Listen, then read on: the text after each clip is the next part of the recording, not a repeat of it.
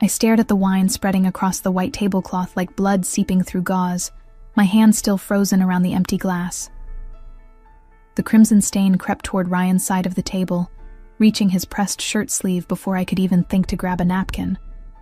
My husband's jaw tightened, that muscle near his ear twitching the way it always did right before everything went wrong. "I'm sorry," I whispered, already reaching for the cloth napkins stacked near the breadbasket. My voice sounded thin even to my own ears, barely audible over the soft jazz playing through the restaurant's sound system. "It was an accident. I didn't mean to."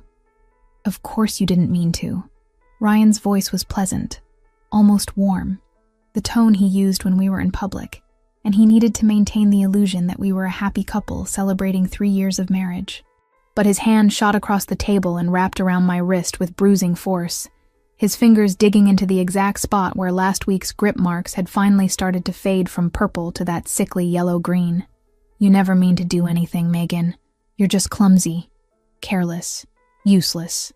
Each word was punctuated by his thumb pressing harder against the tender skin of my inner wrist, and I bit down on my lower lip to keep from making a sound. Making a scene would only make things worse when we got home. It always made things worse. The restaurant around us continued its elegant performance. The soft clink of silverware against china, the murmur of conversation from other tables, the rain that had started falling an hour ago now drumming steadily against the tall windows overlooking the street. No one was paying attention to us. No one ever did. "It's just wine," I said quietly, trying to pull my hand back, but Ryan's grip only tightened. "I'll pay for the dry cleaning." "With what money?" He smiled then, and if anyone had been watching, they would have thought he was being charming, maybe even flirting with his wife. "You don't have any money, remember? You barely make $400 a week doing those pathetic translation jobs. That doesn't even cover your half of the rent. My half of the rent." As if I hadn't given up my savings account, my credit cards, my entire financial independence when he'd convinced me to consolidate everything under his name 2 years ago.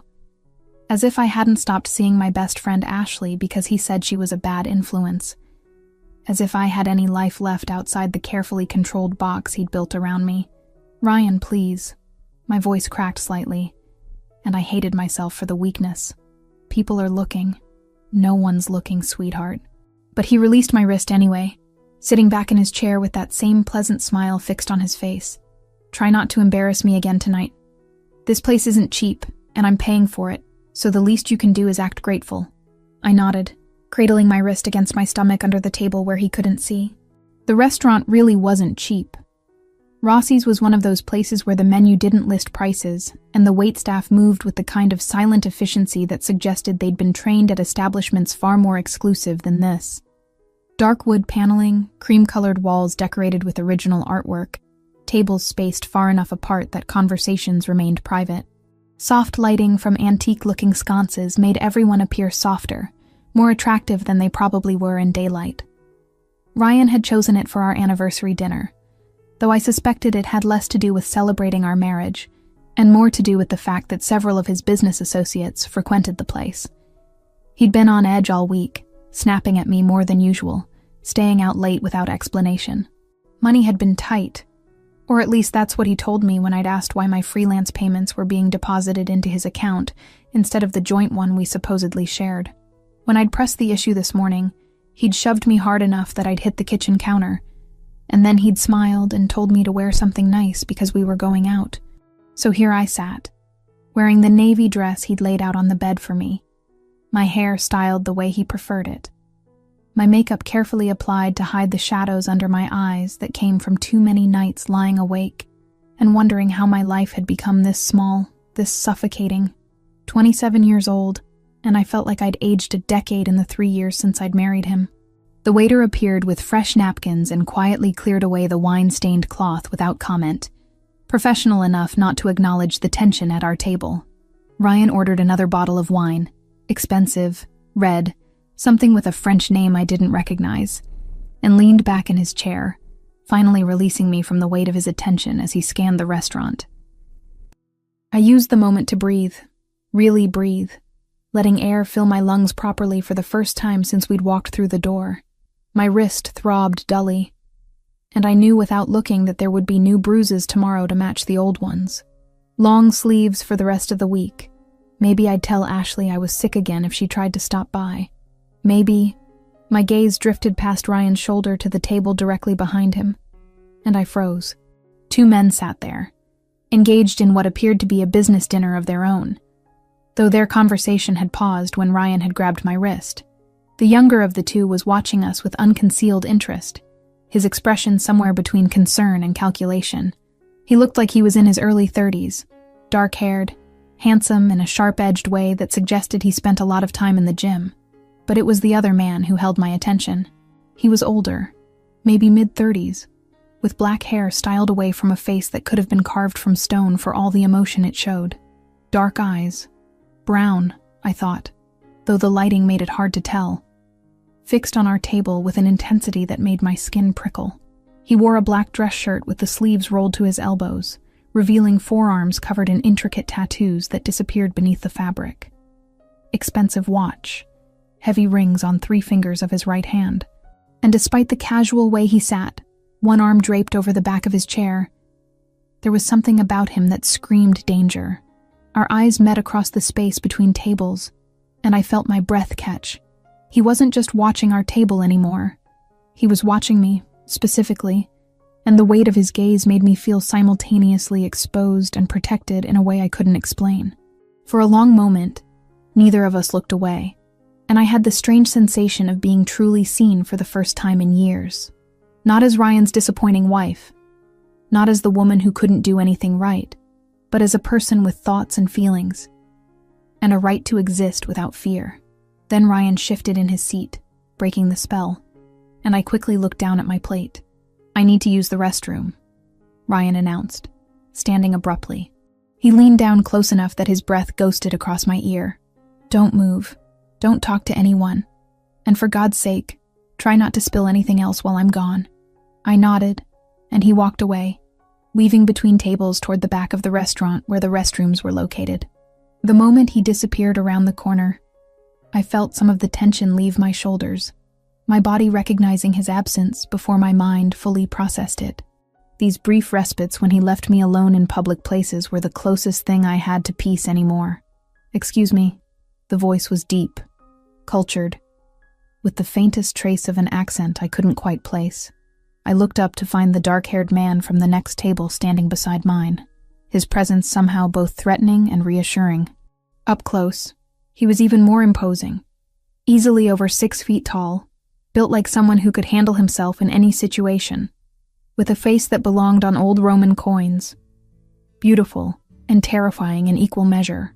"I'm sorry to interrupt your evening," he continued, his voice low enough that no one else could hear. "But I noticed your husband was somewhat aggressive earlier." Heat flooded my face. Of course someone had noticed. Of course someone had been watching. And now I'd have to make excuses, explain it away, pretend everything was fine because that's what I always did. That's what Ryan expected. "It was nothing," I said automatically.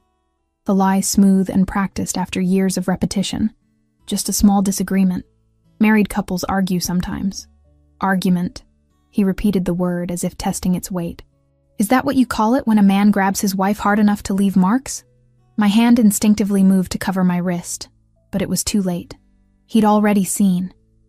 I'd been so focused on hiding the bruises on my arms that I hadn't thought about new ones forming right there in public, visible to anyone who cared to look. And this man, this dangerous, intense stranger, had definitely been looking. "I don't know what you think you saw," I started, but he held up one hand, silencing me. "I saw enough." He reached into his pocket and pulled out a small cream-colored business card, placing it carefully on the table beside my untouched wine glass. "My name is Franco Pellegrini. If you ever need help getting out of a difficult situation, you can reach me at that number. Day or night. No questions asked, no strings attached."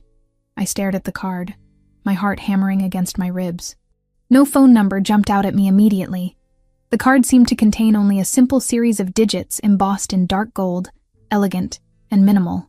"Why would you—" "I don't understand. You don't even know me. I don't need to know you to recognize when someone needs help."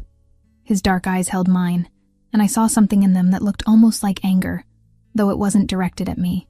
And I need to know that you have options, that you understand you're not as trapped as he wants you to believe.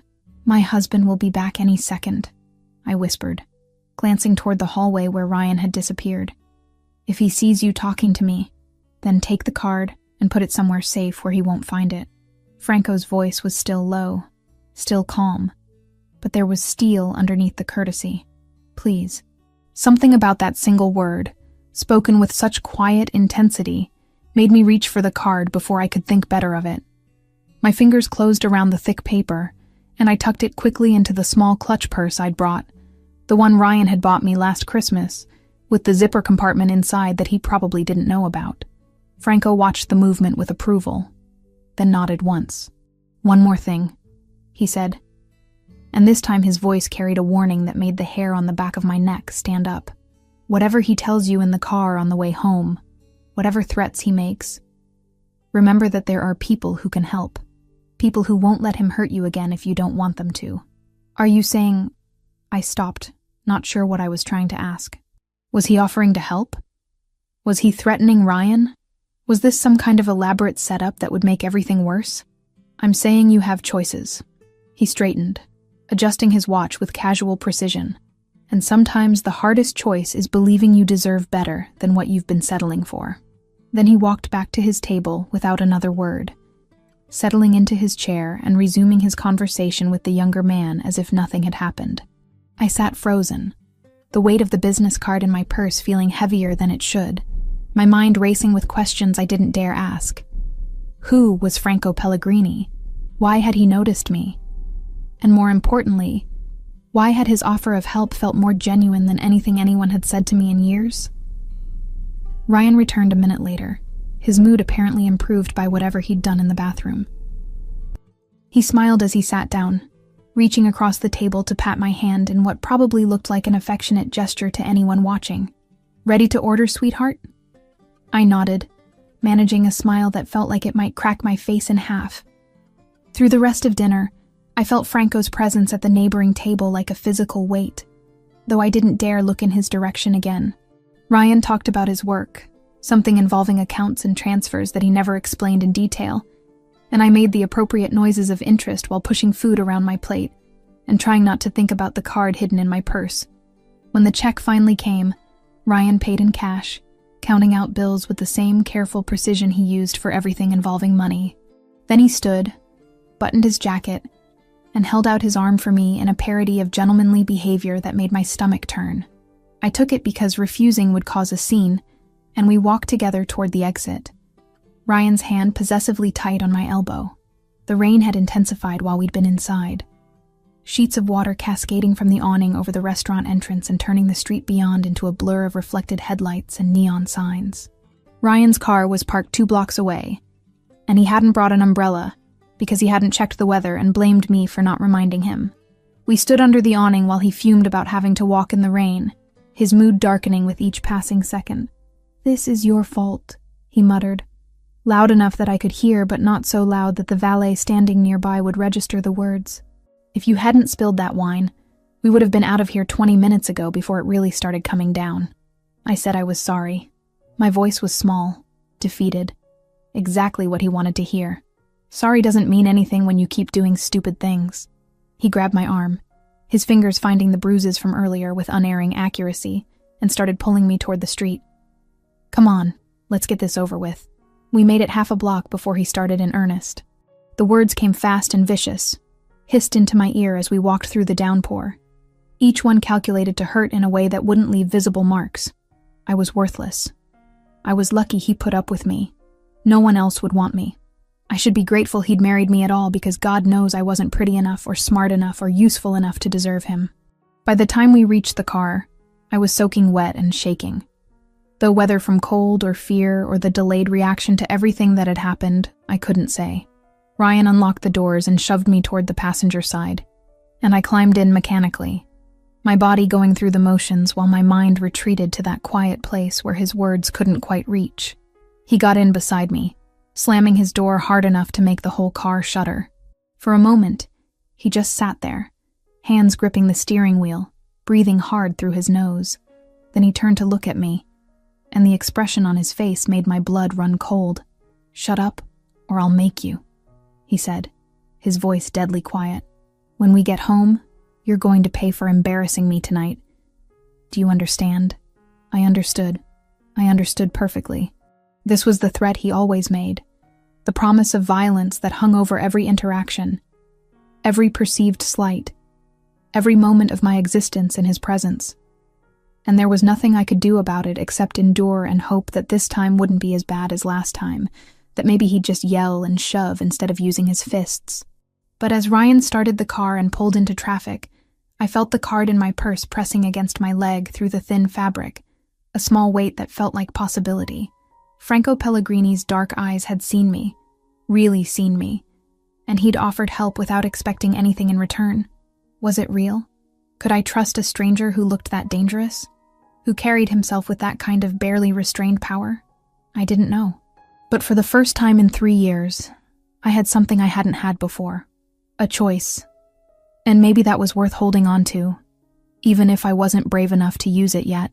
Back at the restaurant, Franco Pellegrini watched the couple disappear into the rain-soaked night, his expression thoughtful.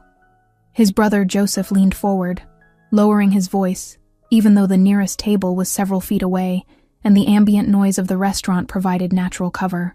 "You gave her your card," Joseph observed, his tone carefully neutral. "Personal number and everything. That's unusual for you. She needs help." Franco's jaw tightened, and he reached for his wine glass, draining the remaining contents in one swallow. "And her husband is going to kill her eventually if someone doesn't intervene. Her husband who works for the Russos," Joseph added, pulling out his phone and scrolling through something on the screen. "Ryan Mitchell, 30 years old, mid-level money launderer for their East Coast operations. Moves cash through dummy accounts at 3 different banks. He's not important enough to be well protected, but he's connected enough that making him disappear would attract attention. I didn't ask you to make him disappear, though Franco's tone suggested he wouldn't object if it happened. I asked you to find out who she is and what her situation looks like. Facts, not solutions.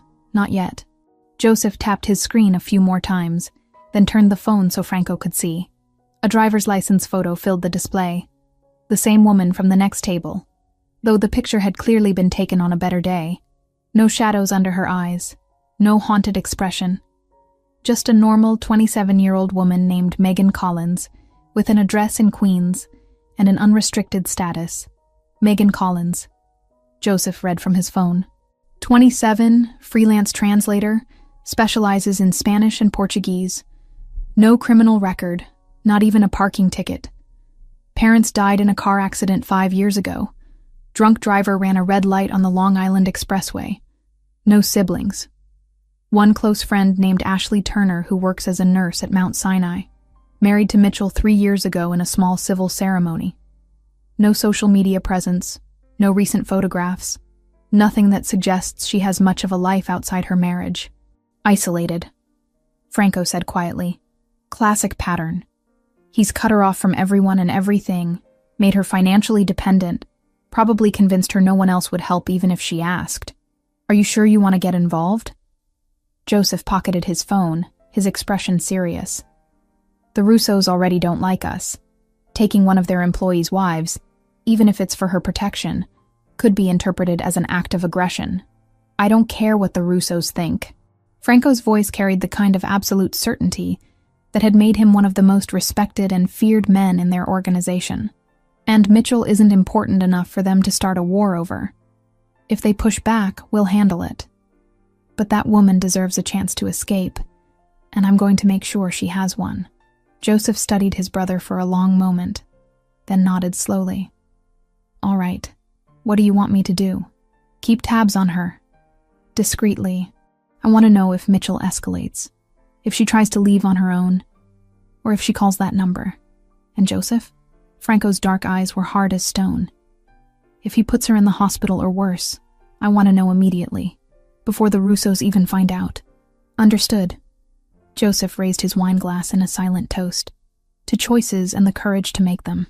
Franco clinked his glass against his brother's, though his gaze had already returned to the rain-streaked windows and the street beyond, where somewhere in the city a woman named Megan Collins was probably wondering if the card in her purse was a lifeline, or just another way to drown. 3 days. That's how long the card stayed hidden in my purse before everything fell apart. I'd almost convinced myself I wouldn't need it.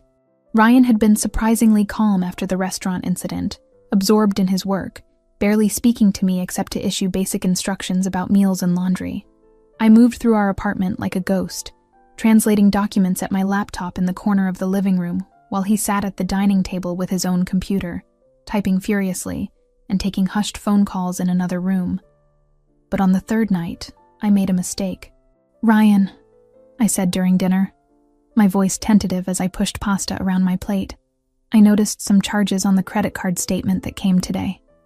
Almost $8,000 at a place called Meridian Holdings. I don't remember us buying anything." The fork clattered against his plate before I could finish. His head snapped up, and the look in his eyes made my blood turn to ice. "You went through my mail?" His voice was deadly quiet. "It was our joint card, I thought." "You thought." He stood slowly, deliberately, like a predator rising before an attack. "You thought you had the right to question how I spend money? Money that I earn while you sit at home doing your pathetic little translation jobs that barely cover groceries?" I stood too, instinct screaming at me to run, but there was nowhere to go in our small apartment. I wasn't questioning. I was just asking. His fist connected with my cheekbone before I saw it coming, the impact sending me stumbling backward into the kitchen counter. Pain exploded through my skull, white and blinding, and I tasted copper on my tongue. Before I could catch my breath, he grabbed a fistful of my hair and slammed my head against the cabinet behind me. "You don't ask questions." His face was inches from mine, spittle flying as he shouted. "You don't go through my things, you don't question my decisions, you don't do anything except what I tell you to do."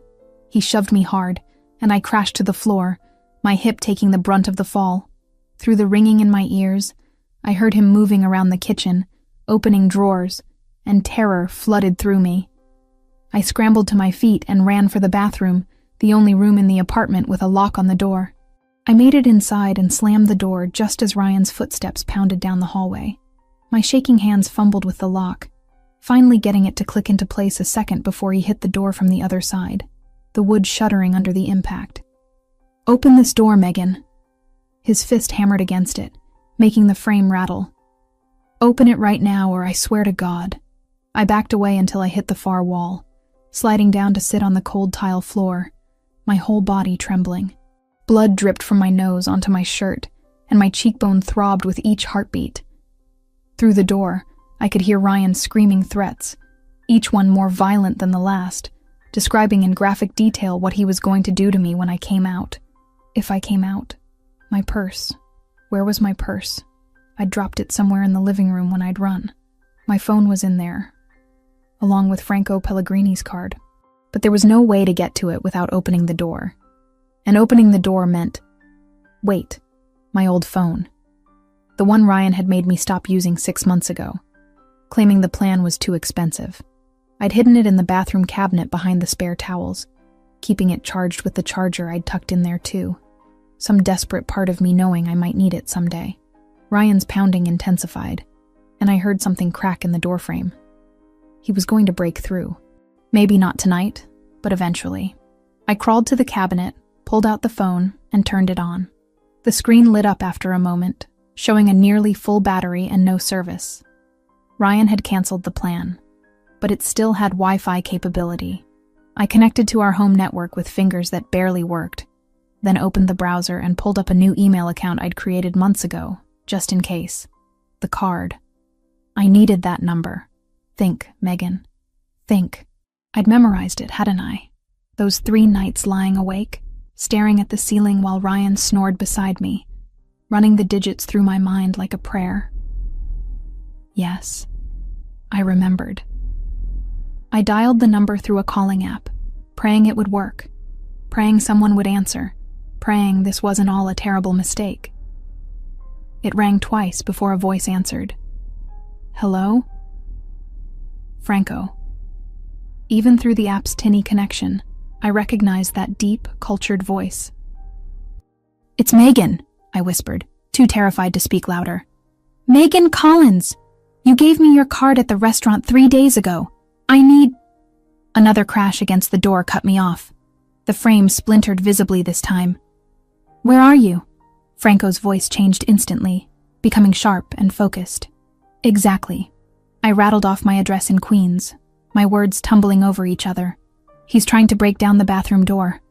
I don't know how much longer. Lock yourself in. Don't come out for anyone except me or my people. We're 10 minutes away. How did you... I've had someone watching your building since you left the restaurant. I'll explain later. Do not open that door. The line went dead, and I clutched the phone to my chest, trying to breathe through the panic. Ryan had gone quiet on the other side of the door, which was somehow worse than the screaming. I could hear him moving around, opening drawers, and I knew he was looking for tools to break the lock. 7 minutes passed. Each one felt like an hour. Then I heard new voices in the apartment, deep and commanding. Men I didn't recognize. There was a brief scuffle, the sound of something heavy hitting the floor, and then Ryan's voice, high and panicked, saying words I couldn't make out. A knock at the bathroom door, gentle this time. Megan. Franco's voice calm and steady. It's safe now. Open the door. My legs barely held me as I stood and unlocked it. The door swung open to reveal Franco standing there in dark clothes, his expression carefully neutral as he took in my appearance. The blood on my face, the bruise already forming on my cheek, the way I was holding my ribs. Behind him, 2 large men had Ryan pinned against the living room wall. My husband's face was pale, his eyes wide with something that looked like genuine fear for the first time in years. Get her things, Franco said without taking his eyes off me. Everything she'll need. Documents, personal items. 5 minutes. One of the men disappeared into the bedroom. Franco stepped closer, his hand hovering near my shoulder but not quite touching. Can you walk? I nodded, though I wasn't sure it was true. There's a doctor waiting at a secure location. He'll examine you, treat your injuries, and document everything for legal purposes. If you don't want to press charges, you don't have to. But I strongly suggest you let him photograph the damage your husband did. Husband? Ryan's voice cracked. Who the hell are you? You can't just break into my apartment. Your apartment? Franco finally turned to look at him, and something in his expression made Ryan go quiet. This apartment is leased under both names.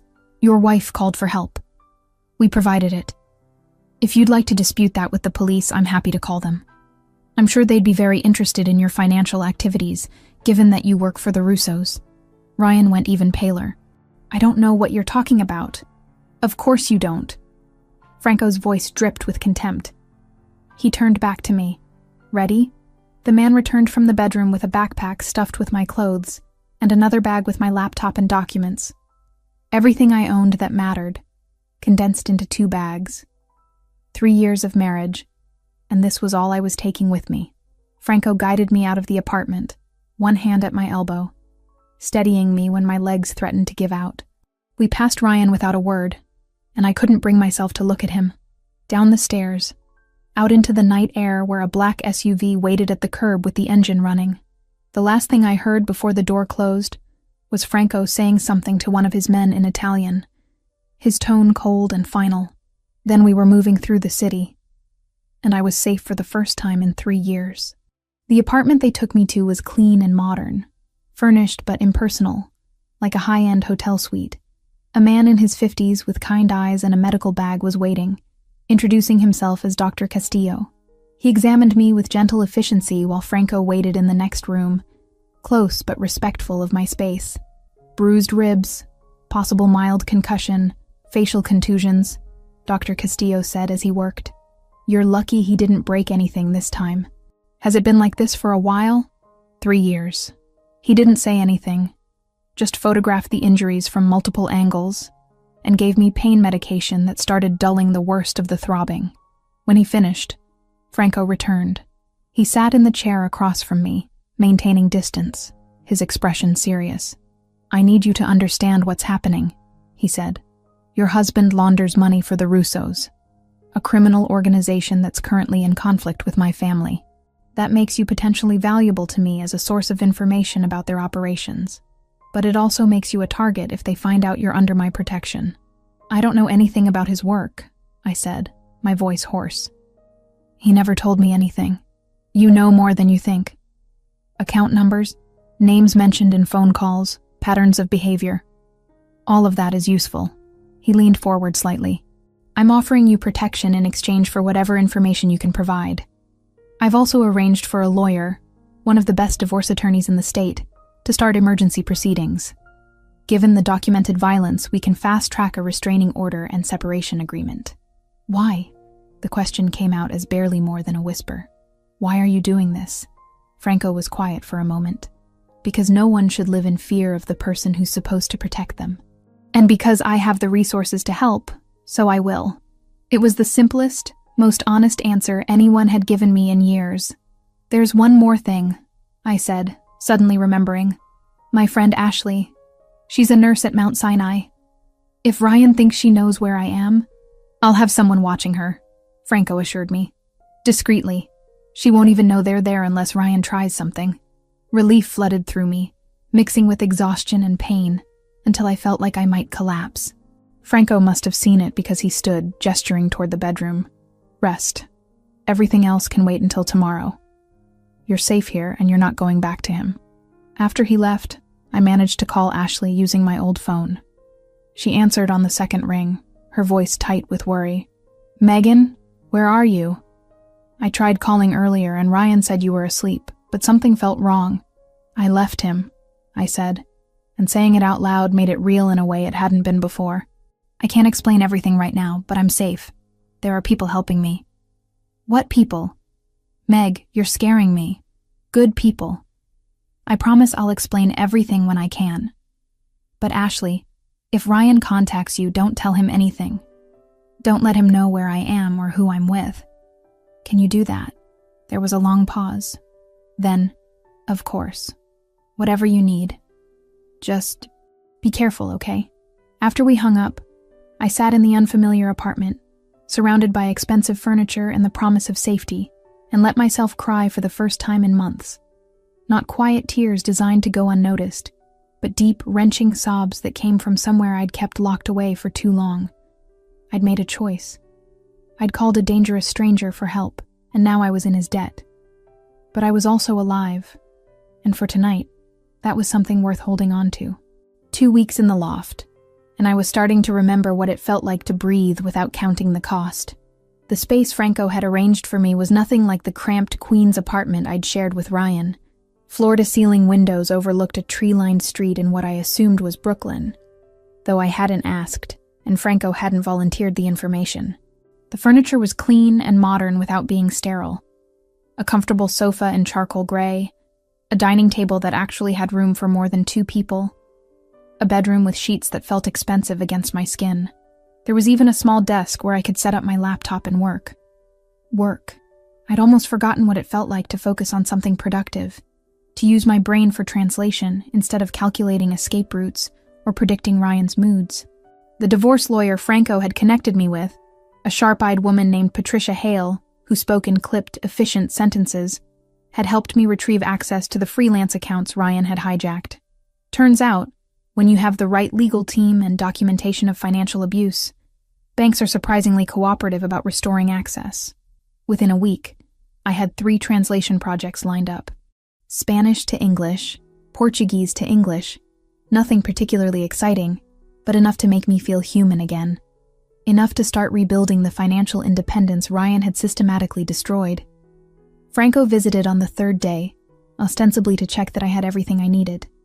He arrived in the afternoon carrying takeout from a Thai restaurant and a practiced expression of casual concern that didn't quite mask the intensity in his dark eyes. "How are you settling in?" he asked, setting the food on the kitchen counter. "It's good. More than good." I gestured vaguely at the apartment, aware of how inadequate the words were. "Thank you.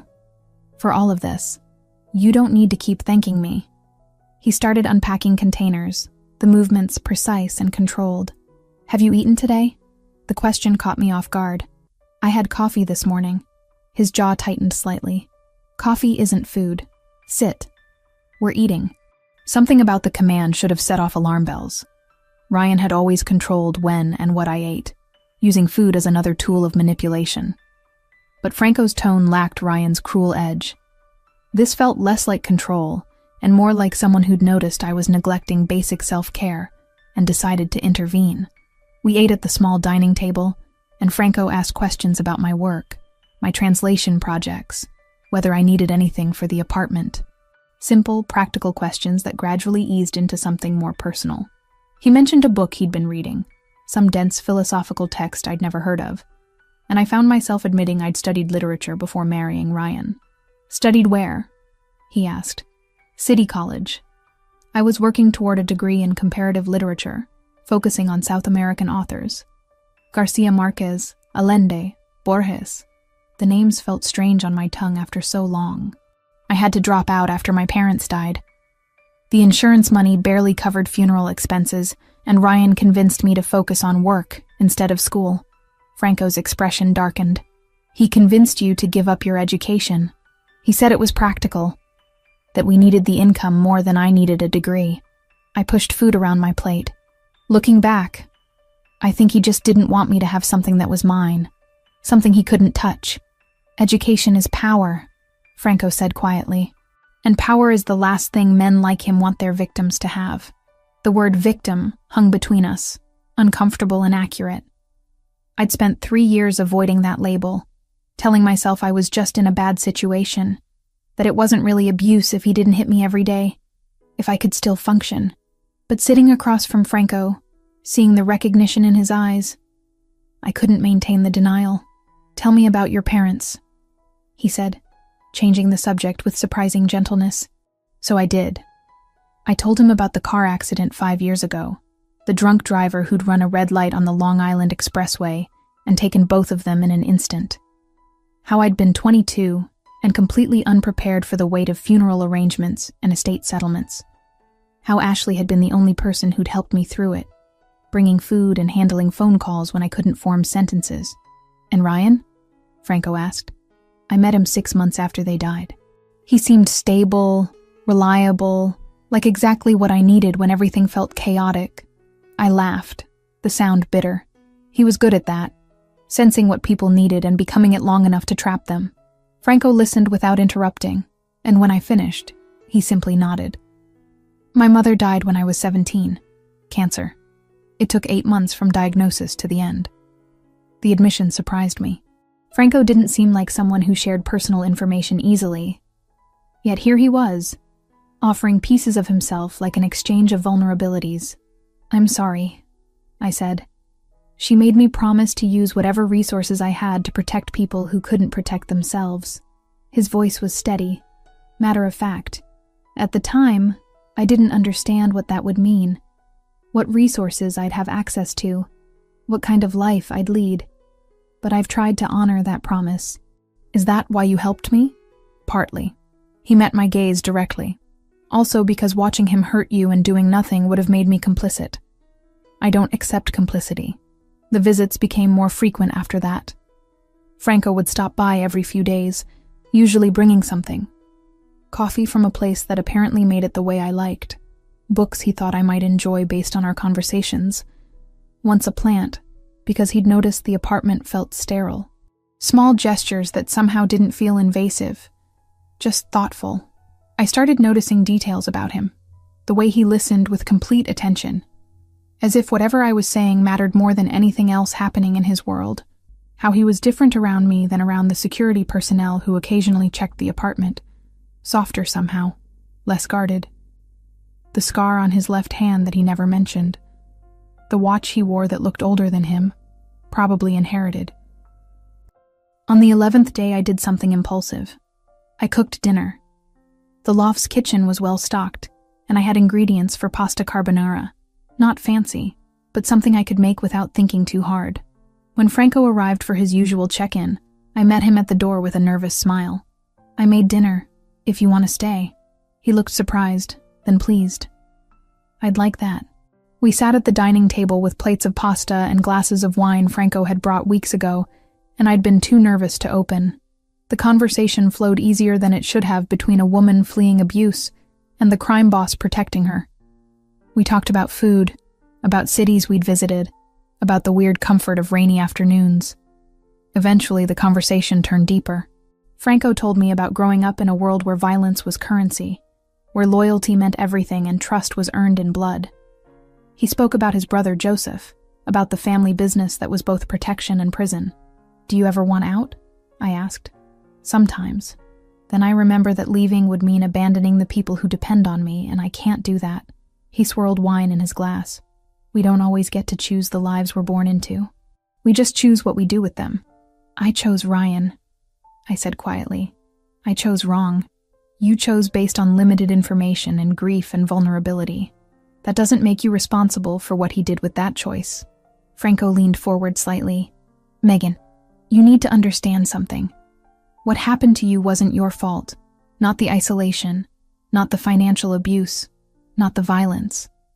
None of it." Tears stung my eyes before I could stop them. "Everyone says that. But I stayed. For 3 years, I stayed. Leaving an abuser is the most dangerous time for a victim. Statistics show the highest risk of lethal violence occurs within the first few weeks after separation. You stayed because some part of you knew leaving could get you killed." His voice was gentle but firm. "That's not weakness. That's survival instinct. How do you know all this?" "Because I've dealt with men like Ryan before. In my line of work, you see patterns. You learn to recognize predators." His expression hardened. "And you learn to remove them before they can do more damage." The implication was clear, and I should have been disturbed by how little it bothered me. But Ryan had destroyed 3 years of my life, and knowing Franco had the capability and will to ensure he never hurt anyone else again felt more like justice than threat. "Do you regret helping me?" I asked. "It's complicated, your situation with the Russos." "No." The answer was immediate and absolute. "The Russos have been a problem for years. If protecting you accelerates that conflict, so be it. Some things are worth the complication." We finished dinner in comfortable silence, and when Franco left, he paused at the door. "You're doing well, Megan. Rebuilding takes time, but you're stronger than you think." After he left, I stood at the window watching the street below, feeling something unfamiliar stirring in my chest. Not just gratitude or relief, but something warmer, something dangerous given the circumstances. I was starting to care about Franco Pellegrini in ways that had nothing to do with the protection he offered. Ashley visited on day 14, finally able to take a few hours away from her nursing shifts. Franco had approved the visit, sending a car to pick her up and ensuring she understood the security protocols. She arrived looking equal parts worried and relieved, pulling me into a hug the moment the door closed. "Oh my God, Meg. I've been so scared." "I'm okay. I'm safe." She pulled back, studying my face. The bruises had faded to yellow-green, barely visible under makeup. "Has Ryan tried to contact you? The restraining order is in effect. If he tries anything, Franco's people will know immediately." "Franco." Ashley repeated the name with obvious skepticism. "The guy who's housing you. What exactly does he do, Meg?" "He's in security." The lie tasted wrong, but I couldn't explain the full truth. "He has resources, connections. He can keep me safe in ways the police can't." "And what does he want in return?" I'd expected the question, but it still stung. "Information about Ryan's work." "That's it."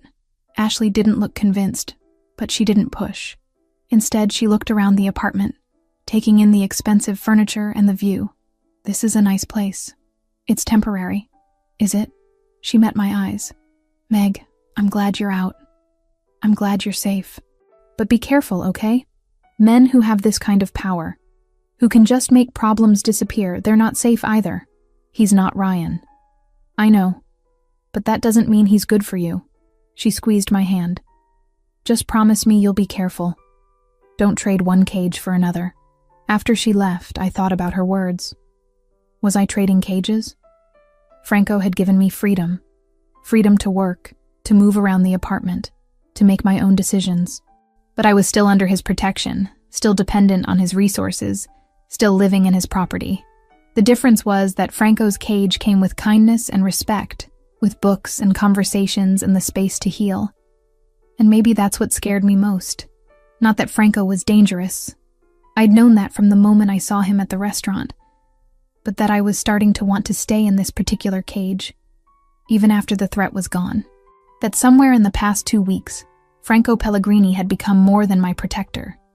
He'd become someone I looked forward to seeing, someone whose opinion mattered, someone who made me feel seen in ways I'd forgotten were possible. I wasn't sure what that meant for either of us. But as I returned to my laptop and the translation work waiting there, I couldn't shake the feeling that the next chapter of my life was going to be far more complicated than simple survival. 1 month after I'd fled my apartment in Queens, Patricia called with news that should have felt more triumphant than it did. "The restraining order is holding," she said, her voice brisk and efficient through the phone speaker. "Ryan hasn't violated it once, which suggests he's either taking it seriously or someone has convinced him that approaching you would be a very bad idea. Additionally, the federal investigation into his employer's financial activities is progressing rapidly. Your ex-husband is going to have bigger problems than a divorce very soon." "That's good," I said, though the words felt hollow. Good didn't begin to cover the complicated relief of knowing Ryan was being held accountable, that his crimes were finally catching up with him. "The divorce proceedings are moving forward. Given the documented abuse, financial control, and ongoing criminal investigation, I expect we'll have preliminary agreements within 6 weeks." "You're doing everything right, Megan." After we hung up, I sat at the loft's window, watching people move through the street below. A month, 4 weeks since that terrible night when I'd locked myself in the bathroom and called a stranger for help. 4 weeks of healing, working, slowly rebuilding the pieces of myself that Ryan had systematically dismantled, and 4 weeks of Franco visiting regularly, bringing books and coffee and conversations that made me remember what it felt like to be treated like a person instead of a possession. I was restless. The loft was comfortable, safe, but it was also starting to feel like another kind of cage, gentler than Ryan's apartment, but still confining. I needed to go somewhere, do something normal, prove to myself that I could exist in the world again, without falling apart. The bookstore. There was one I'd loved before marrying Ryan, a small independent place in the village that specialized in used books and had comfortable reading chairs scattered between the stacks. I hadn't been there in 3 years, but I could still remember the smell of old paper and coffee, the way afternoon light filtered through the front windows. When Franco arrived that afternoon for his usual check-in, I was already wearing my jacket. "I need to go out," I announced before he could say hello, "to a bookstore. I know there's security protocols and risks and whatever else, but Franco, I've been in this apartment for a month and I'm going insane. I need to do something normal." He studied me for a long moment, his dark eyes unreadable. Then he nodded. "All right, I'll take you. You don't have to. I want to." He gestured toward the door.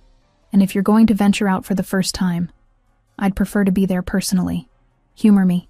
The drive to the village took 20 minutes, and I spent most of it pressed against the window like a kid on a road trip, drinking in the sight of people going about their ordinary lives. Franco sat beside me in the back seat, quiet but present, occasionally pointing out changes to the neighborhood since I'd last been out. The bookstore was exactly as I remembered it, cramped and cluttered and perfect. The owner, an older woman with wild gray hair, looked up when we entered and broke into a smile. "Megan Collins, I haven't seen you in years. Where have you been hiding?" "Life got complicated," I said, the understatement of the century. "But I'm back now." Franco followed me through the narrow aisles, his large frame somehow managing not to knock over the precariously stacked books. I ran my fingers along spines, pulling out titles randomly and reading back cover descriptions. He did the same, occasionally showing me something and raising an eyebrow in question. "Love's Dangerous Embrace," I read from one particularly lurid romance novel he'd found. Listen to this description. She was a simple farm girl. He was a billionaire CEO with a dark secret. Their love would either save them both or destroy everything they held dear. Oh my God, that's terrible. Terrible? Franco's lips twitched. I think it sounds very dramatic. Maybe we should buy it. Absolutely not. I'm curious now about the dark secret. What if it's actually well written? It's not. You haven't read it. I laughed, actually laughed, and the sound felt foreign in my own throat. When was the last time I'd laughed like that? Fine. Buy it if you want. But I'm not reading it. He tucked the book under his arm with exaggerated solemnity. I'll read it and report back. We spent an hour browsing, debating the merits of various authors, building small stacks of books that grew steadily larger. Franco had surprisingly good taste. He gravitated toward philosophy and history, but also picked up a poetry collection that made me reassess my assumptions about mob bosses and their reading habits. Coffee? The bookstore owner called from the small cafe area at the back. On the house for my long-lost customer. We settled into worn armchairs with cups of hot chocolate. The cafe didn't actually serve coffee, just various chocolate drinks and tea, and I felt something in my chest loosen. This was normal. This was what people did on ordinary afternoons. Read books, drank hot chocolate, talked about nothing important. Thank you, I said quietly, for bringing me here, for not making me feel like I'm being paranoid or demanding by wanting to leave the apartment. You're not paranoid. You're healing. Franco set down his cup. And healing requires more than just physical safety. You need to remember what it feels like to live, not just survive. The afternoon stretched into early evening, the light outside fading to that particular golden quality that only happened in autumn. Eventually, we paid for our books, Franco insisting on buying everything despite my protests, and headed back to the car. Light rain had started falling while we were inside. Nothing heavy, just a fine mist that made the sidewalk glisten. I wasn't paying attention to where I was walking, too busy laughing at something Franco had said about the romance novel tucked in his bag, and my foot hit a patch of wet leaves. I stumbled, my balance completely gone, and strong hands caught me before I could fall. Franco's arms wrapped around me, steadying me, and suddenly we were pressed together on the sidewalk, his face inches from mine. Time did something strange. Slowed down or sped up. I couldn't tell which. All I knew was that I could feel the warmth of him through my jacket, could see the exact moment his expression shifted from concern to something else entirely. His eyes dropped to my mouth, and I felt my breath catch. He was going to kiss me. I wanted him to kiss me. The realization crashed through me with startling clarity. This wasn't gratitude or dependence, or any of the complicated things I'd been worried about. This was real attraction, genuine desire for the man who'd somehow become the most important person in my carefully reconstructed life. But Franco didn't close the distance. Instead, he pulled back slightly, though his hands remained at my waist, steadying me. "Careful," he said, his voice rough. "The sidewalk is slippery." "Franco, you should choose when you're ready," he continued, his dark eyes intense. "When you're truly free, not just legally but emotionally. When you can be certain that what you feel isn't just gratitude or trauma bonding or any of the other things that happen when someone helps you escape danger." He released me slowly, putting proper distance between us. "You deserve that choice, Megan. And I won't take it from you by rushing something you might regret later." I wanted to argue that I was ready, that I knew what I felt, but the words stuck in my throat, because maybe he was right. Maybe I couldn't be completely certain yet. Couldn't separate rescue from genuine connection when everything was still so raw and new. But God, the frustration of wanting something and having it denied for my own good was almost unbearable. "What if I don't want to wait?" I asked quietly. "Then you tell me that when you're free. When the divorce is final. When Ryan is no longer a threat. When you've had time to build a life that isn't defined by running from him." Franco's expression was gentle but firm. "I'm not going anywhere, Megan. I'll wait." We drove back to the loft in silence, but it wasn't uncomfortable. It was charged, full of possibility and restraint, and the weight of things unsaid. When we arrived, Franco walked me to the door with his usual courtesy, carrying the bags of books. "Thank you," I said again. "For today. For all of it. Anytime." He handed me the bags. "And Megan? For what it's worth, I'm waiting because you matter. Not because I don't want this." After he left, I sat on the couch surrounded by new books, my lips still tingling from a kiss that hadn't happened, and admitted something to myself that I'd been avoiding for weeks. I was falling in love with Franco Pellegrini, not because he'd saved me, not because he provided protection and resources, but because he was kind and thoughtful and treated me like an equal, because he made me laugh and challenged me to think, and respected my autonomy even when it meant denying himself something he wanted. This wasn't gratitude. This was real and terrifying, and completely beyond my control. That night, across the city in his own home, Franco sat in his study with a glass of whiskey and tried to focus on the financial reports Joseph had left for review, but his mind kept returning to that moment on the sidewalk, to the look in Megan's eyes when she'd stumbled into his arms. Joseph appeared in the doorway without knocking, which meant he'd been lurking and waiting for an opportunity to intrude. "So," his brother said, settling into the chair across from Franco's desk without invitation, "you took her to a bookstore. She needed to get out of the apartment. You could have sent guards. Instead, you went yourself. Again." Joseph's expression was knowing. "Franco, I've worked with you for 15 years. I've seen you handle business negotiations, territory disputes, family politics. I've never seen you like this with anyone." "Like what?" "Careful, gentle, like you're terrified of breaking something precious."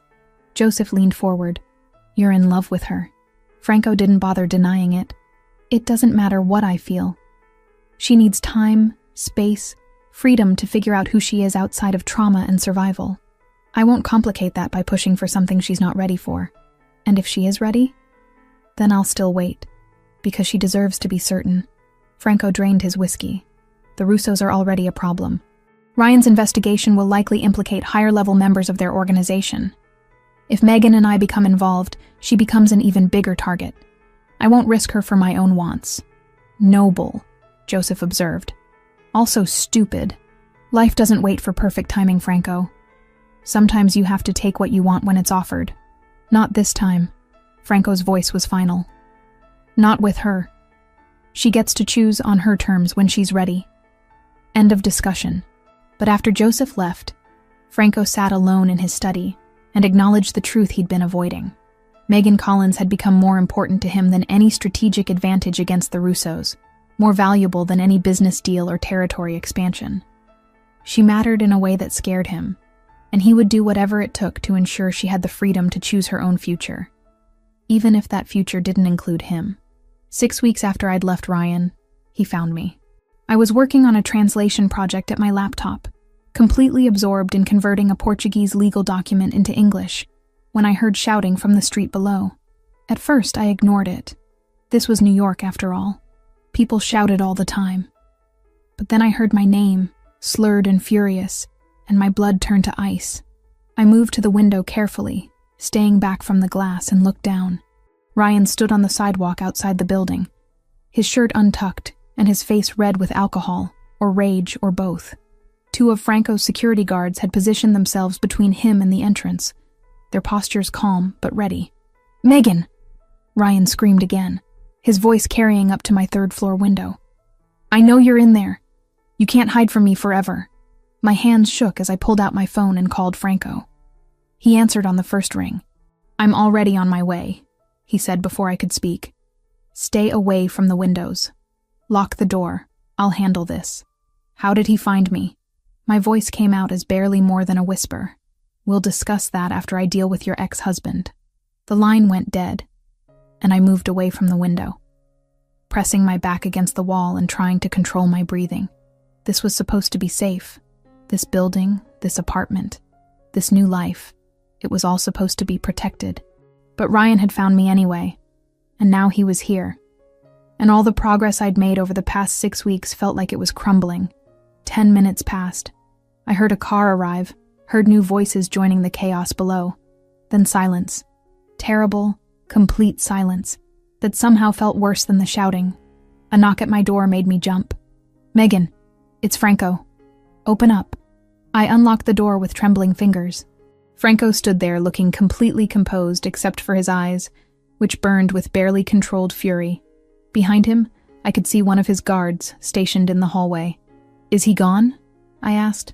"He's being escorted back to Queens with a very clear message about what will happen if he attempts this again."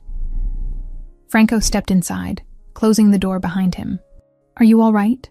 Patricia will make sure what he did out there is recorded as a violation of the restraining order," Franco added, his voice flat. "If he tries anything like that again, the police will have grounds to act immediately." "I'm fine, shaken, but fine." I wrapped my arms around myself. "How did he find me?" "The Russos have been conducting surveillance. Street cameras, license plate tracking, standard observation techniques. They must have spotted one of my cars and traced it back to this building. His expression was grim. I should have anticipated this. I'm sorry. It's not your fault. Ryan works for them. Of course they'd be looking. I moved to the couch, my legs suddenly unreliable. What happens now? Now I adjust security protocols and move you somewhere they can't track as easily. He sat beside me, maintaining a respectful distance.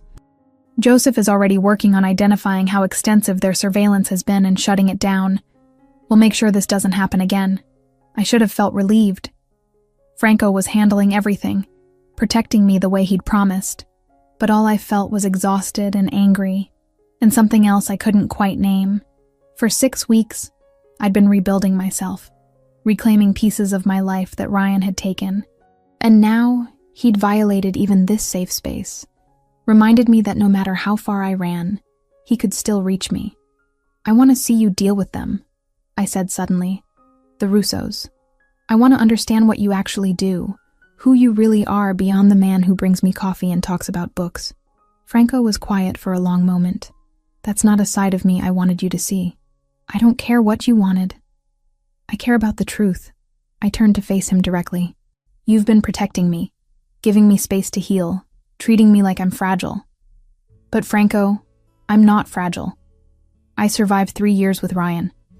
I'm stronger than you think, and I need to understand exactly who I'm trusting with my life. Something shifted in his expression. All right, come with me tonight. I have a meeting with some associates about the Russian situation. You can observe, ask questions afterward.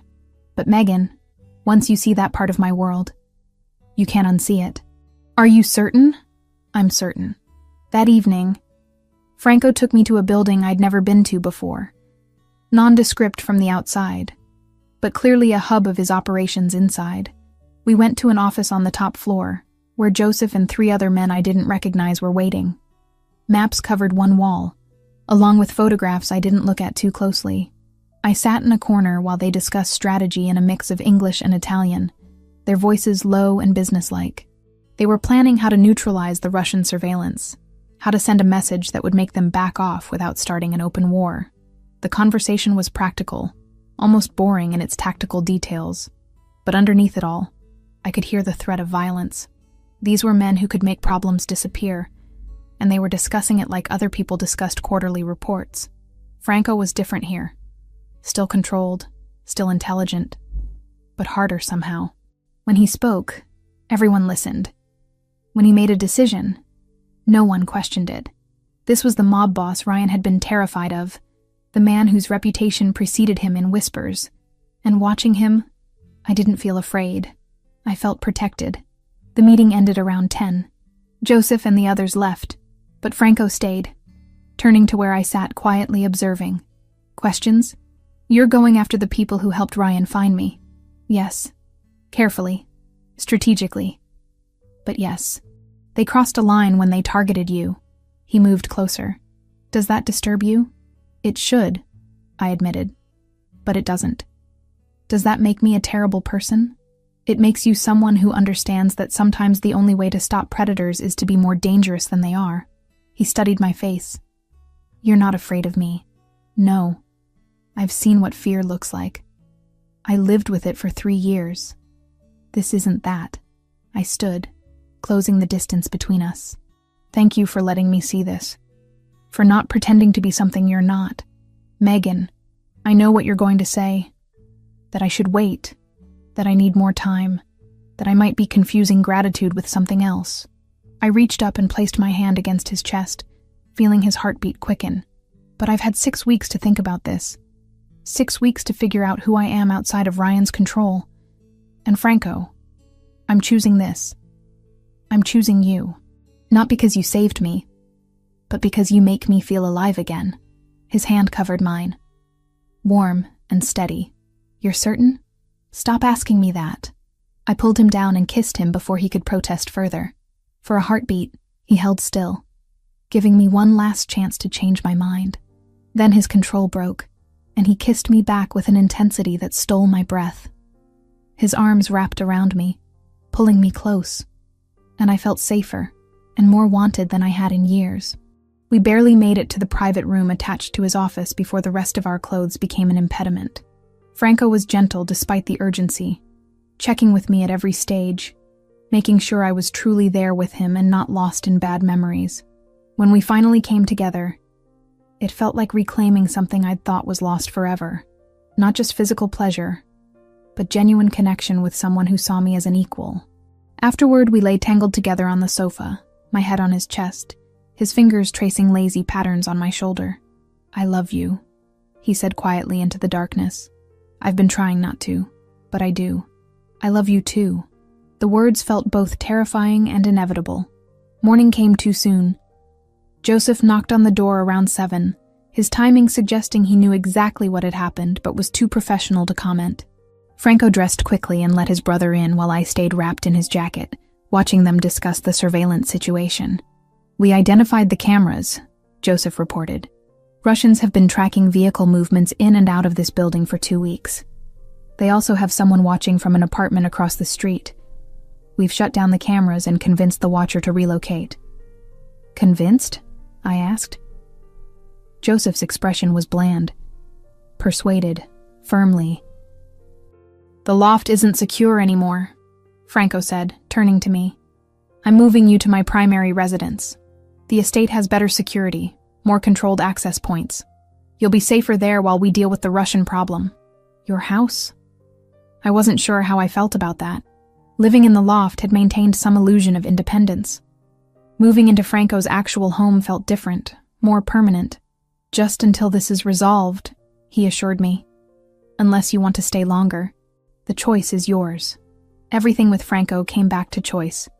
He gave me options where Ryan had given ultimatums, offered protection where Ryan had imposed control. The difference was staggering. "All right," I agreed. "Let's go see this estate of yours." As we prepared to leave, Franco pulled me aside one more time.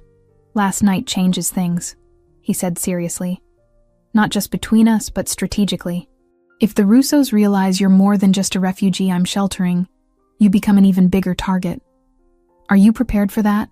I thought about Ryan's face twisted with rage on the sidewalk, about the fear I'd lived with for 3 years, about the choice between safety and happiness. Then I looked at Franco, this dangerous, complicated man who'd given me back my life, and knew my answer. "I'm prepared. Whatever comes next, we face it together." He kissed my forehead, then my lips, lingering for a moment. "Together then. Let's go home." 5 days after moving into Franco's estate, I was still discovering new rooms. The property wasn't what I'd expected. No gaudy displays of wealth, no marble statues or gold fixtures screaming mob money. Instead, it was a sprawling stone house, set back from the road behind high walls and mature trees, elegant in a way that suggested old family money rather than criminal enterprise. The interior matched. Hardwood floors worn smooth by decades of use, furniture that looked comfortable before it looked expensive, walls decorated with family photographs instead of just art. "Miss Megan, breakfast is ready whenever you'd like." The voice came from behind me, warm and slightly accented. I turned to find a woman in her 60s with silver-streaked dark hair, pulled into a neat bun, wearing simple black pants and a cream blouse. Her face was kind, the sort that looked like it smiled often. "You must be Sophia," I said, remembering Franco mentioning his housekeeper. "I am. And you must be the woman who's turned this house upside down in the best possible way." She gestured toward the kitchen. "Come, sit. You're too thin. We need to fix that." Something about her maternal tone made me relax instantly. I followed her to a kitchen that was clearly the heart of the home, large but cozy, with copper pots hanging from hooks and the smell of fresh bread filling the air. A plate appeared in front of me loaded with eggs, toast, fruit, and pastries I couldn't name. "Sophia, this is too much. Nonsense. Eat." She poured coffee without asking if I wanted any, somehow knowing I took it black. "Mr. Franco tells me you've had a difficult time. Food helps. Trust me, I've been feeding this family for 15 years. I know what helps." I ate while she moved around the kitchen with practiced efficiency, and we talked. She told me about Franco's mother, about how she'd hired Sophia when Franco was just 19, and already taking on more responsibility than any teenager should carry. How she'd watched him grow into the man he was now, harder than his mother would have wanted, but still carrying her kindness underneath all that carefully maintained control. "He's different with you," Sophia observed, refilling my coffee. "Lighter somehow. Like he remembers there's more to life than duty and obligation." Before I could respond, Joseph appeared in the doorway, his hair still damp from a shower. "Sophia, please tell me you made those almond pastries." "Yes, you did. You're a saint." He grabbed one from the counter and turned to me with a grin. "Morning, Megan. Sleep okay?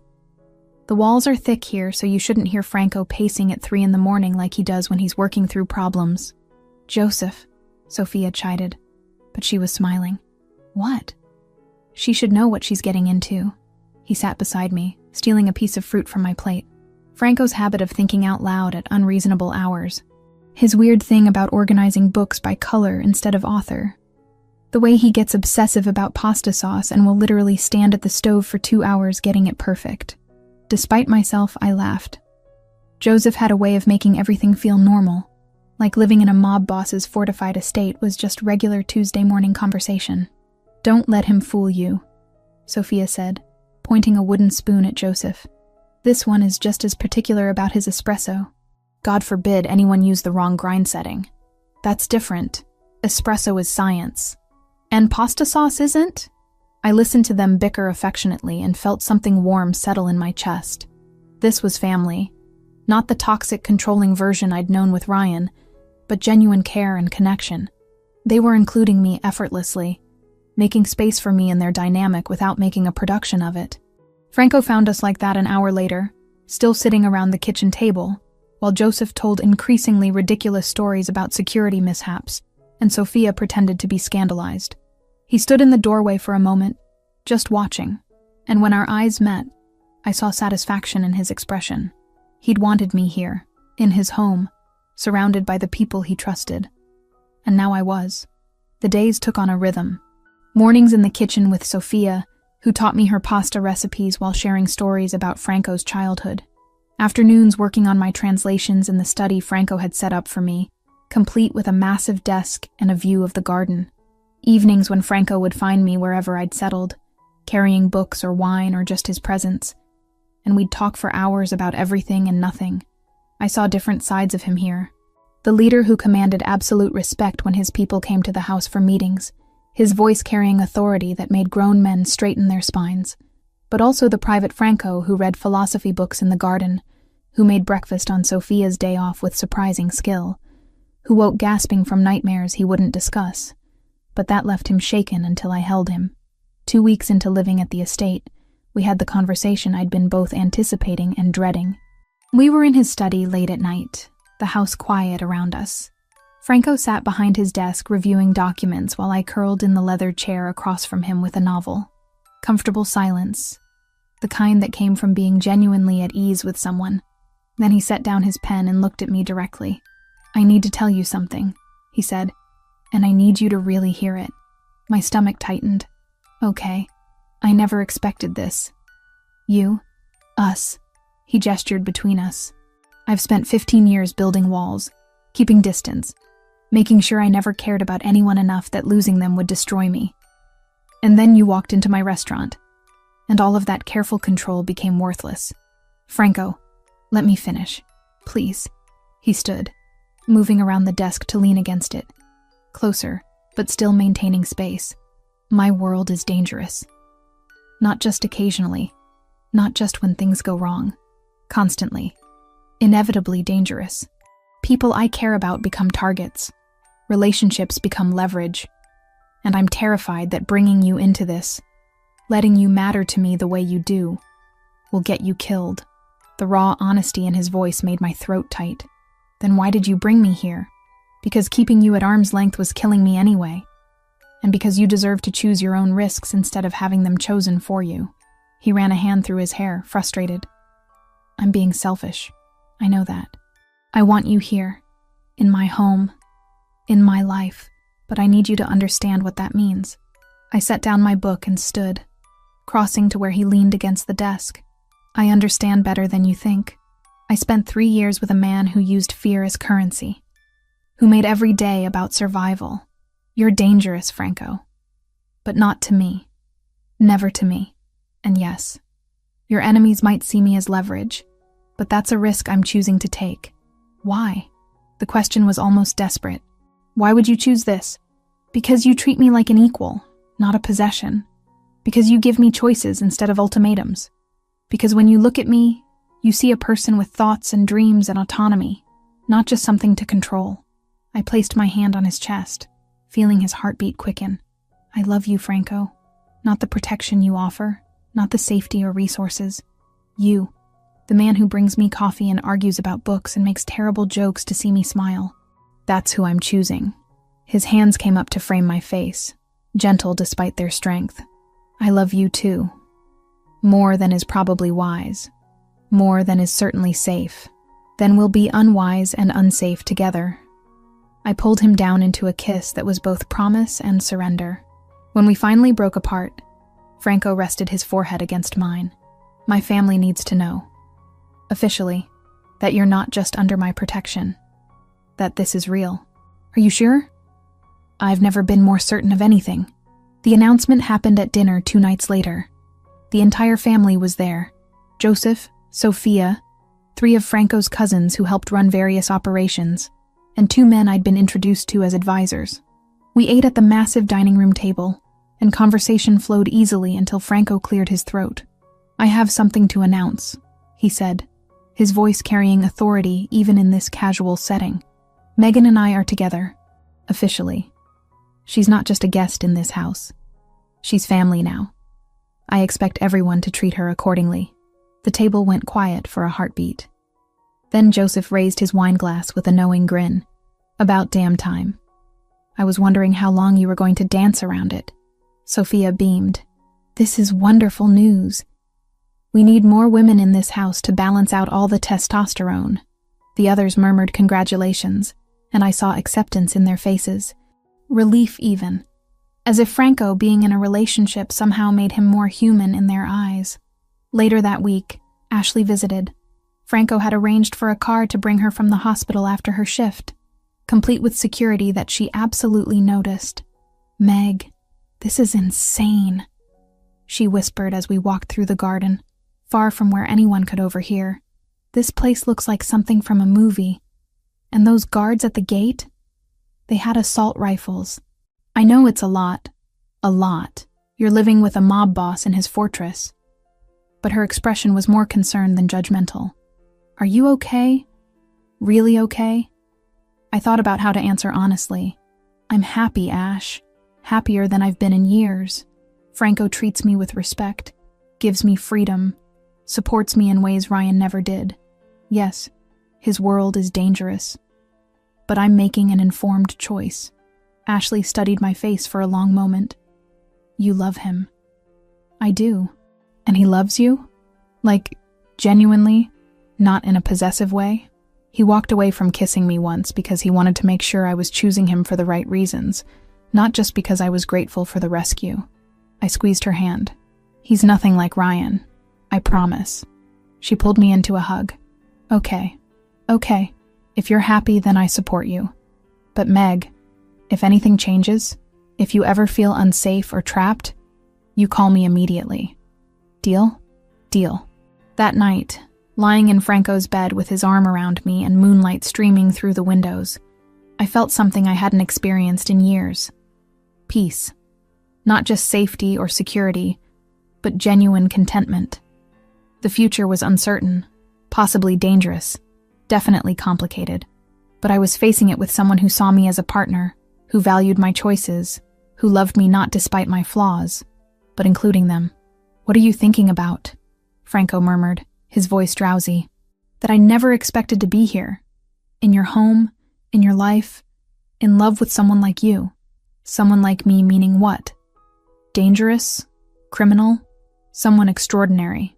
I turned to face him in the darkness. Someone who makes me want to be brave. His arms tightened around me, and I felt his lips press against my forehead. You've always been brave, Megan. You just needed the space to remember it. We fell asleep like that, tangled together. And for the first time since my parents died 5 years ago, I felt like I truly belonged somewhere, not because of obligation or fear, but because I'd chosen it. And that choice, that simple act of deciding my own future, meant everything.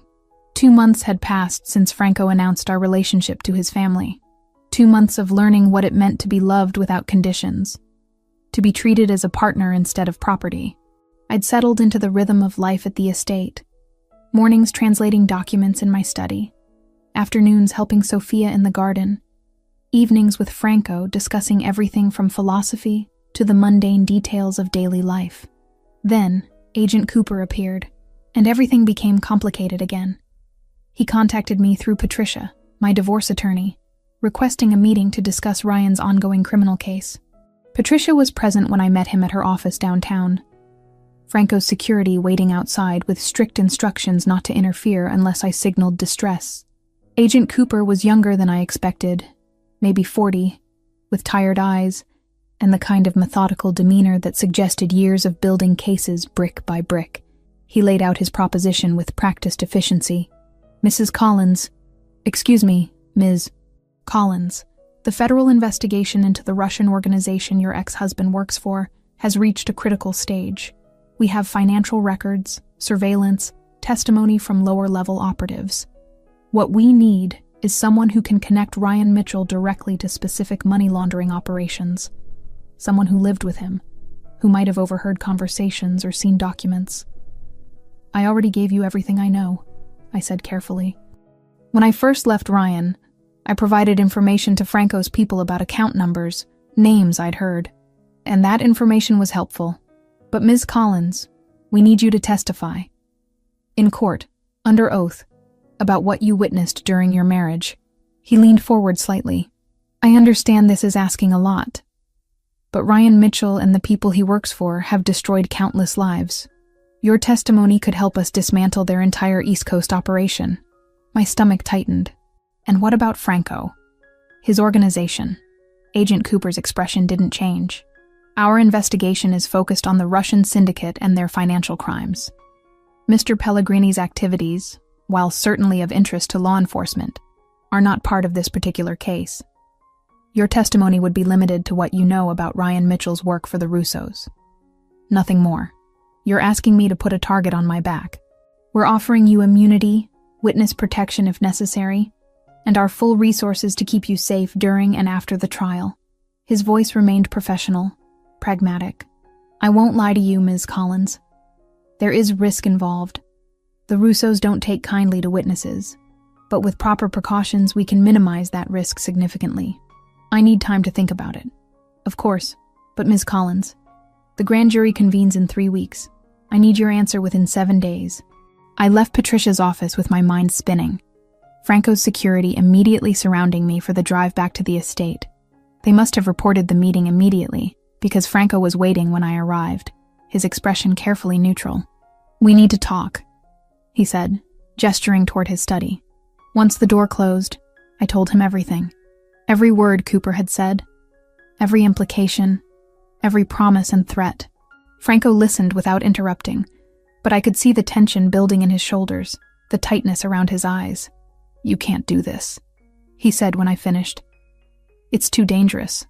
The Russos will come after you, immunity or not. I know it's risky. Risky? He stood abruptly, pacing. Megan, they kill witnesses. That's not hyperbole or exaggeration. They have people inside law enforcement, inside the justice system. Testifying against them is essentially signing your own death warrant. So I just let Ryan walk free? Let the Russos keep destroying lives? You let the FBI build their case another way. His voice rose, frustration breaking through his usual control. There are other witnesses, other evidence. You don't have to be the one who... Franco, I stood, moving into his path. I appreciate that you want to protect me, but this is my choice to make. A choice that could get you killed. A choice that's mine. We stared at each other, and I saw the war happening behind his eyes. His need to keep me safe battling against his respect for my autonomy. Before either of us could speak again, Joseph appeared in the doorway. Sorry to interrupt, but I could hear you two from the hallway.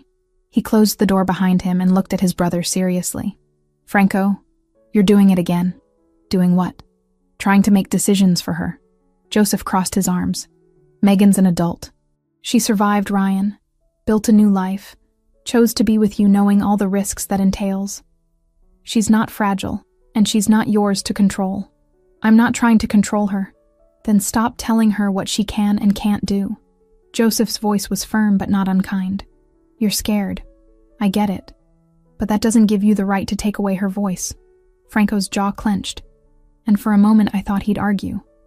Then his shoulders dropped slightly, and he turned to me. You're right. Both of you. He ran a hand through his hair. I'm sorry, Megan. That was out of line. You were scared, I said softly. I understand that. Fear doesn't justify taking away your choice. He moved closer, taking my hands. What do you want to do? I'd been thinking about it since leaving Patricia's office, weighing the risks against the possibility of finally holding Ryan accountable for everything he'd done. Not just to me, but to all the people his money laundering had hurt. I want to testify, but only about Ryan and what I witnessed directly. Nothing about you or your family.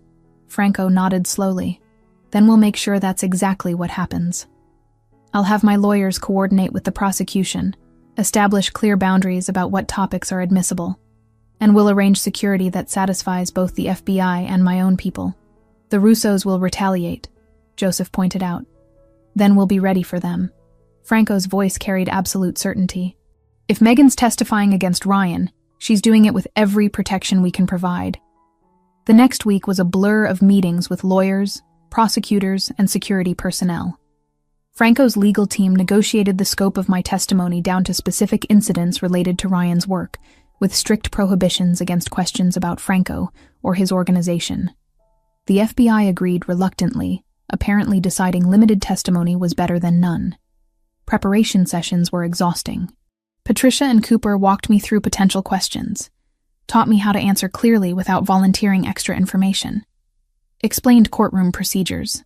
Franco sat in on several sessions, his presence both comforting and slightly intimidating as he evaluated every aspect of the FBI's protection plan. 2 days before I was scheduled to testify, the Russos made their move. I was leaving Patricia's office after a final prep session when 3 men approached on the sidewalk. Not obviously threatening, just moving with purpose toward where I stood with Franco's guards. One of them called my name, and I saw his hand reaching into his jacket. Franco's security reacted instantly, positioning themselves between me and the men while pushing me toward the car.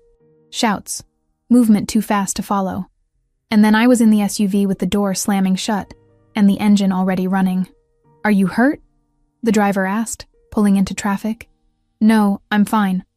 What just happened? Intimidation attempt. They wanted you to know they could reach you.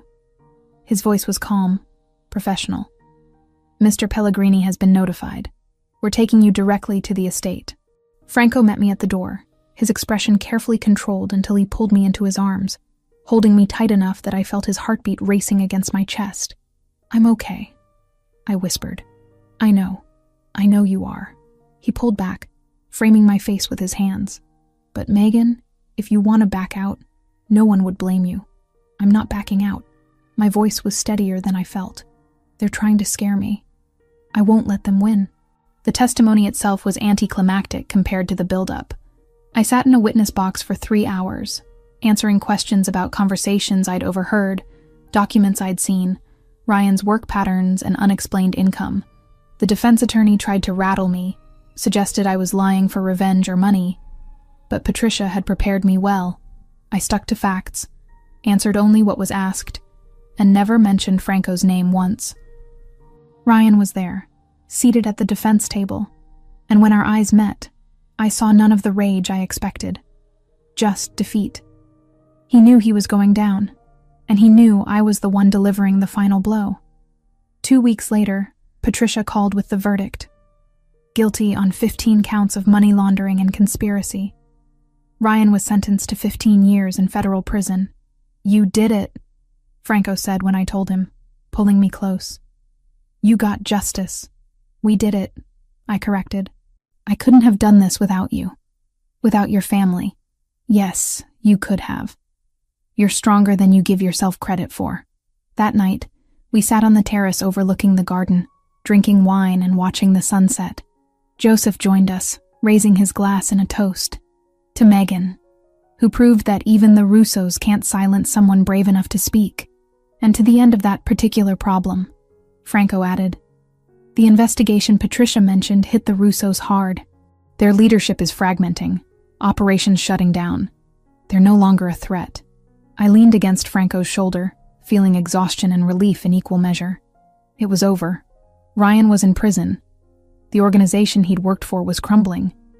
And I was finally, truly free. What happens now? I asked. Franco kissed the top of my head. Now we live. No more running. No more looking over our shoulders. Just life, together. And for the first time since that rainy night at the restaurant months ago, I believed him completely. 4 months after Ryan's sentencing, Patricia called with the final paperwork. The divorce was complete. Officially, legally, permanently over. I held the documents in my hands and felt nothing except relief. No anger, no residual fear, just the quiet satisfaction of a chapter definitively closed. Ryan was serving his 15-year sentence at a federal facility upstate. I'd requested no contact, and apparently he'd honored it. Whether from genuine remorse or just exhaustion, I didn't know and didn't particularly care. He was someone else's problem now, and I was free to build the life I'd only dreamed about during those terrible years. The first thing I did was return to school. City College accepted my transfer credits and readmitted me into the comparative literature program I'd abandoned when my parents died. Walking onto campus that first day felt surreal. 27 years old, surrounded by students barely past their teens, carrying notebooks instead of the weight of constant vigilance. But Professor Martinez welcomed me warmly, and within weeks I'd settled into the rhythm of lectures, essays, and passionate debates about Garcia Marquez's magical realism versus Borges's philosophical complexity. Franco supported my decision without hesitation. He arranged his schedule around my classes, insisted I use the estate's library for studying, and listened patiently when I rambled about obscure literary theory at dinner. Once I found him reading one of my assigned novels, a dense analysis of post-colonial Latin American fiction, just so he could discuss it with me later. You don't have to do this, I told him, touched and slightly amused. I want to understand what matters to you, he replied simply. Besides, it's interesting. I never had time for this kind of education when I was younger. My translation work evolved too. I still took freelance projects, but increasingly I worked with Franco's legal team, helping navigate contracts for his expanding legitimate operations. He'd been serious about transitioning away from his family's darker enterprises, and watching him systematically dismantle questionable ventures and replace them with clean businesses was fascinating. Restaurants, import companies, tech startups, each carefully vetted, properly licensed, completely legal. It's slower money, Joseph observed one evening over dinner, discussing a shipping contract. But it actually sleeps at night. You sleep better too, Sophia added pointedly, looking at Franco. No more 3 a.m. phone calls about problems that need immediate attention. She was right. Franco seemed lighter somehow, less burdened by the constant calculation required to maintain power through fear. He still commanded respect. That was inherent to who he was, but now it came from competence and fairness rather than implied threats. Ashley became a regular fixture at the estate, arriving most Sundays for dinner and staying late to argue with Joseph about everything from politics to the correct way to make tiramisu. Watching my best friend banter with Franco's brother while Sophia refereed from the kitchen felt like the family I'd lost when my parents died, rebuilt from unexpected pieces. I still can't believe this is your life, Ashley whispered one night while we helped Sophia with dishes. From Queen's apartment with Ryan to this. It's like a completely different universe. Sometimes I can't believe it either, I admitted, but it's real. I wake up every morning and choose it, and it keeps being real. 3 months into the semester, Franco suggested we take a trip. Italy, he said. Florence, where you studied abroad. Rome, where my mother's family is from. I want to show you where I came from, and I want to see the places that made you love Italian literature. We went in October when the tourist crowds thinned and the air turned crisp. Franco's family in Rome welcomed me like I'd always belonged. Cousins and aunts and uncles who spoke rapid Italian and insisted I eat far too much pasta, and told embarrassing stories about Franco's childhood that made him groan, but also smile. In Florence, we walked streets I'd traversed years ago as a student. I showed Franco the cafe where I'd spent hours reading Dante, the small bookshop where I'd discovered Calvino, the piazza where I'd first understood what it meant to fall in love with a language, and he showed me the neighborhood where his mother grew up, the church where she'd been baptized, the stories she'd told him about a life before she'd married into his father's world. She wanted something different for me, Franco said quietly, as we stood in front of her childhood home. She made my father promise I'd have choices, that I wouldn't be forced into the life if I didn't want it. But you chose it anyway. I was 17 when she died. My father needed help, the family needed leadership, and I was good at it. He took my hand. But she'd be happy about this. About the changes I'm making. About you. On our last night in Rome, we ate at a small restaurant his cousin recommended, tucked into a quiet neighborhood far from tourist areas. The food was extraordinary, the wine even better. And halfway through our meal, Franco reached across the table and took both my hands. "I need to tell you something," he said, his expression serious. "And I need you to really listen." My heart stuttered, old instincts flaring briefly before I reminded myself this was Franco, not Ryan. This was safety, not threat. "Okay," I said carefully. "I don't want this to be temporary. The life we're building. It's not something I'm doing until you get back on your feet, or until the threat passes, or until you decide you want something else."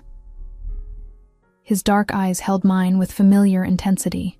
"I want you in my life permanently, as my partner, my equal, the person I come home to every night and wake up beside every morning. Franco, I'm not asking you to marry me. Not yet." A small smile touched his lips. "We've both learned that rushing major decisions leads to mistakes. But I'm asking if you can see that future, if you want it the way I do." I thought about the life I'd built over the past months. My classes, my work, the family dinners and late-night conversations and quiet mornings reading in the garden. I thought about Ashley's laughter mixing with Joseph's, about Sophia teaching me recipes that had been passed down through generations, about Franco's careful respect for my autonomy even as he loved me fiercely. "I can see it," I said, my voice steady despite the emotion swelling in my chest. "I want it. With you. With this complicated, beautiful life we're building together." His relief was visible, tangible. He brought my hands to his lips, kissed my knuckles gently. "Then we'll keep building it. One choice at a time." We returned to New York refreshed, and life continued its evolution. I excelled in my classes, earning praise from Professor Martinez and an invitation to present at a small academic conference. Franco finalized the sale of his last questionable operation and reinvested the proceeds into a clean energy startup. Ashley started dating Joseph, which somehow felt inevitable and perfect. Sophia hired an assistant so she could spend more time in her own garden instead of just maintaining Franco's. 6 months after the divorce was finalized, I graduated. The ceremony was small, but my people were there. Ashley cheering loudly, Joseph whistling, Sophia wiping tears, and Franco sitting in the front row looking prouder than my own father had at my high school graduation. That evening, we went back to Rossi's. Franco had purchased it months ago, kept the original staff and menu, but updated the management. The owner who'd sold it to him had been ready to retire, and Franco had made sure everyone kept their jobs with better pay and benefits. We sat at the same table where I'd spilled wine on Ryan all those months ago. The same table where Franco had first noticed my fear and decided to do something about it. But now we sat side by side instead of separated by threats, our hands intertwined on the white tablecloth. "To new beginnings," Franco said, raising his glass. "And to the woman who chose to stay when running would have been easier. To the man who gave me choices," I countered. "And to building something better than what came before." We clinked glasses and drank, and through the window I could see the city lights reflecting off wet pavement. It was raining, just like that first night, but now the sound was soothing instead of ominous. Outside was possibility and future, and the life I'd fought to claim, and sitting beside me was the man who'd helped me remember I was strong, I was worthy. I deserved more than survival. I deserved happiness. And for the first time in years, I had it.